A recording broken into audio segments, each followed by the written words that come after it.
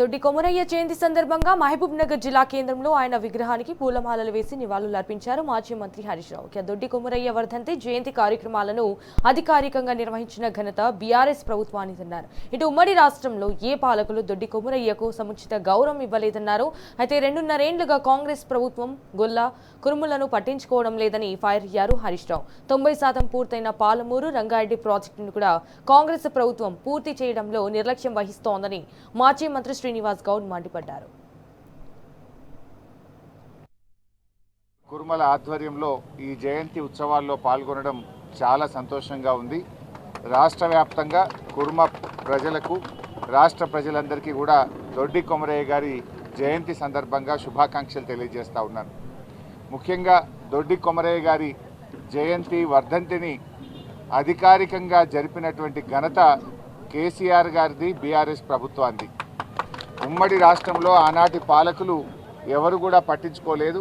ఆనాడు మా తలసాని శ్రీనివాస్ యాదవ్ గారు, మా శ్రీనివాస్ గౌడ్ అన్న గారు ఆనాడు కేసీఆర్ గారితో మాట్లాడి దొడ్డి కొమరయ్య జయంతిని వర్ధంతిని అధికారికంగా జరపాలని చెప్పి మరి నిర్ణయం తీసుకున్నటువంటి ప్రభుత్వం ఆనాటి బీఆర్ఎస్ ప్రభుత్వం.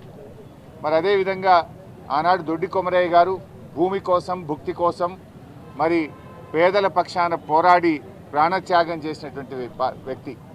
ఆయన పేదల కోసం పోరాడిండు, వీరోచితంగా పోరాడి చరిత్ర పుటల్లో నిలిచిపోయినాడు. ఉమ్మడి వరంగల్ జిల్లాలోని మరి జనగామ ప్రాంతంలో పెద్ద పోరాటానికి శ్రీకారం చుట్టినటువంటి వ్యక్తి దొడ్డి కొమరయ్య గారు.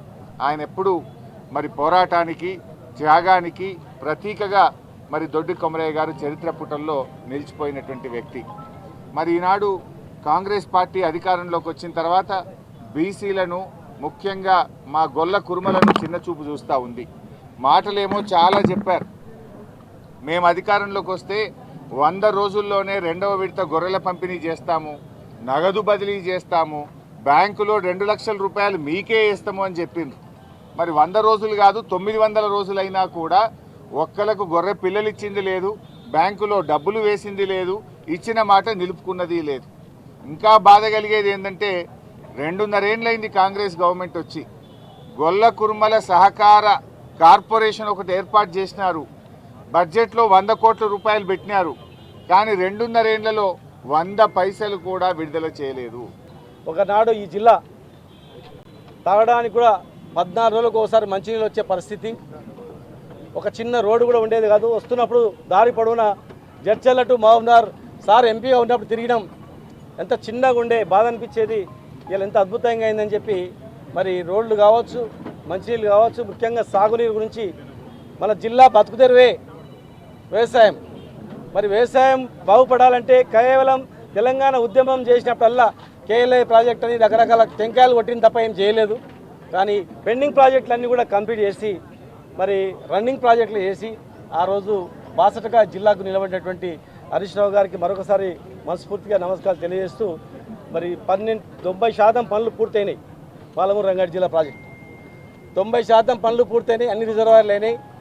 మిగతా 10% కంప్లీట్ చేయాల్సిన అవసరం ఉంది. మా బతుకు తెరువే అది.